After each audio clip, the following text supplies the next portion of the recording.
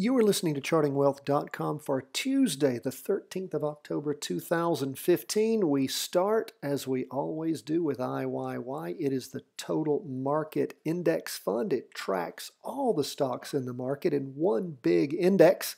It crossed over going up on our two-day chart back around the 15th, the candle on the 5th, the 5th, not the 15th, the 5th of October. And we have seen 1, 2, 3, 4, 5 up candles. We've got a nice trend line that's actually connecting 3 of those 5 up candles. That represents, those are two-day candles. They each represent 2 days. 5 of them means 10 days of market action.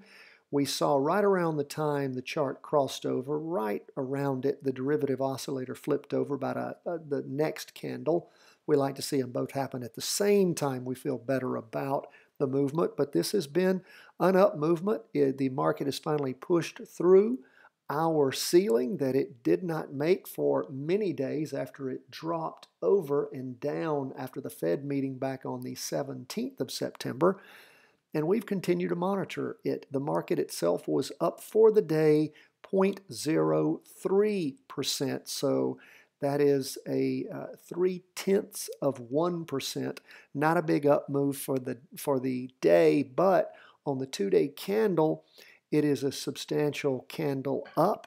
And if we drop back to our 4-hour chart, we see that the market had moved up a lot on Friday in the morning, then sort of moved down in the afternoon, moved up Monday morning, and then down a little bit in the afternoon. It's right over the top of the trend line, not the trend line, the ceiling that we drew. It is above the two-day trend line on the 4-day chart. So we have confirmed up moves on our 2-day chart and on our 4-hour chart. So we are in up moves. Good to be in IYY right now. Does look like it is topping off. It's been basically at the same. It's touched the highest point of around 101.48 for the last 4 2-hour candles. For the last 4-hour candles. So that's 2 days. Again, don't want to confuse you here. When we talk about half days, that's the 4-hour candle. We also look at the 2-day chart. So we start with a big chart and we go to the small chart. The small chart looks again like it's topping off. And we just have to continue to pay attention to it. We can see that the MACD is all the way at the top. Signal line is below it. It is converging. It is getting closer. It has been for the last couple of days. We can see the derivative oscillator is losing its energy. It's almost to the bottom. Can it rev up again? Sure it can. It actually did that back around the 2nd of October. So it is indeed possible. We'll just have to continue to watch. Does look like it's getting toppy there on the short chart. And again, when we look at the 2-day chart, it's continued to rise and it's nice clean movement up. And the derivative oscillator is actually up on the big chart. So we've confirmed up moves at this point. Let's take a look at SPY. We've got 3 candles attached with a trend line. It too pushed above the ceiling that it had stayed below since the 17th of September. And if we look at the 4-hour chart, the half-day chart, we see that it is toppy also. It's been basically the same high point, 102.46 or so. It has been up there for the last 2 days. Derivative oscillators losing energy on the short chart, and it is coming together. Just because, however, the short chart crosses over and goes down does not mean the big chart is. As long as the movement stays above the big chart's 2-day trend line, then we continue to go with that movement. But we are watching. We are paying close attention. Now, let's look at the Qs, which is the NASDAQ 100. SPY is, of course, Standard & Poor 500. For the record, SPY was up 0.09% for the day. And when we look at the Qs, it is up 0.24%. So it pushed through also the ceiling that was around about 105 or so. And we see that it's connected 3 candles on up moves, crossed over going up back on the 5th of October like the other charts did. Derivative oscillator is up.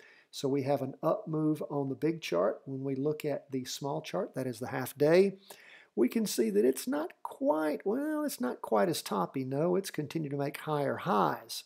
And it is above the 2-day trend line, and it is in a confirmed up move on the short chart and the long-term chart. So we have confirmed up moves on all three of our indexes. They're all three moving up, and on both the short and the long-term indicators. So that's where we are on those. Market is going up. Now let's take a look at gold. If we go on gold, look at the 2-day chart, we can see gold crossed over back on the 15th of September, has continued to move up until the 25th of September, lost a little bit of steam till the 1st of October, and then started moving up again. We've connected probably 4 candles on a 2-day trend line, 8 days worth of up movement on the 2-day chart. But the chart we really care about is what? That's that shorter chart, the 4-hour chart. What do we see there?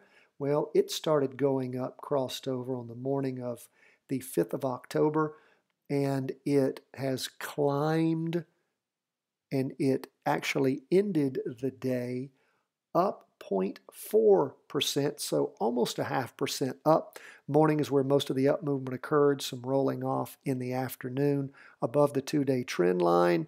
We still have actually the MACD and the signal line converged around 4 p.m. on the 8th of October, but actually grew further apart throughout the course of Monday the 12th. So we don't have a converging, we have a diverging MACD, means it's continuing to gain steam on the short chart, and we've seen the derivative oscillator actually gain a little bit of steam today.